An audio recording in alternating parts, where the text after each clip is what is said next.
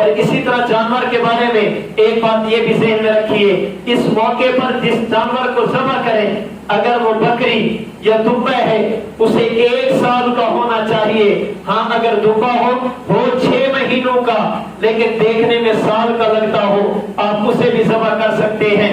مسلم شریف کی روایت، فرمایا لا تذبحوا الا مسنہ، جانور وہ ذبح کرو جس کی عمر مکمل ہو، الا ان یسر علیکم، ہاں اگر ایسا جانور نہیں فتذبحوا جزۃ من الظان، ایسا دمبا جو ہو 6 ماہ کا دیکھنے میں سال کا لگتا ہو، آپ اسے بھی ذبح کر سکتے ہیں۔ چھوٹا جانور 1 سال کا اگر آپ گئے یا بھینس ذبح کرنا چاہیں اس کی عمر 2 سال ہونی ضروری، اگر آپ اونٹ ذبح کرنا چاہیں اس کی عمر 5 سال ہونی ضروری۔ یاد رکھیے مسئلہ قربانی کے جانور میں دانتوں کا اعتبار نہیں، عمر کا اعتبار ہے۔ توندہ ہونا شرط نہیں، 2 دانتوں کا گرنا ضروری نہیں، جانور کی عمر کا پورا ہونا ضروری ہے۔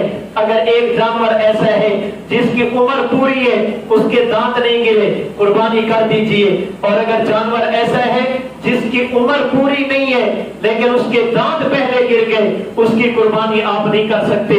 قربانی میں معیار جانور کے دانت نہیں ہے بلکہ جانور کی عمر ہے۔ اگر چھوٹا جانور 1 سال کا، اگر گائے یا بھینس وہ 2 سال کی، اگر اونٹ یا اونٹنی وہ 5 سال کی، جانور کی عمر کا اعتبار ہے۔ اگر آپ دانتوں کا اعتبار کریں گے پھر دنیا میں کتنے دھوکے ہو رہے ہیں، کوئی انجیکشن لگا کر دانتوں کو گرا رہا ہے، کوئی کسی قسم کی پٹیاں باندھ کر جانور کے دانتوں کو گرا رہے ہیں، اور آج کل تو ایک نئی خبر نقلی دانت لگائے جا رہے ہیں یہ بتانے کے لیے کہ یہ دوندا ہے۔ یہ دھوکے کیوں لگے؟ ہمیں مسئلہ سمجھ نہیں آیا، ہم نے سمجھا کہ شاید دوندا ہونا معتبر ہے، لیکن مسلم شریف کی روایت کے مطابق جانور کا دوندا ہونا ضروری نہیں، عمر کا پورا ہونا ضروری ہے۔ اگر چھوٹا جانور 1 سال کا، اگر بڑا جانور 2 سال کا، اگر اونٹ یا اونٹنی یہ 5 سال کا ہونا چاہیے۔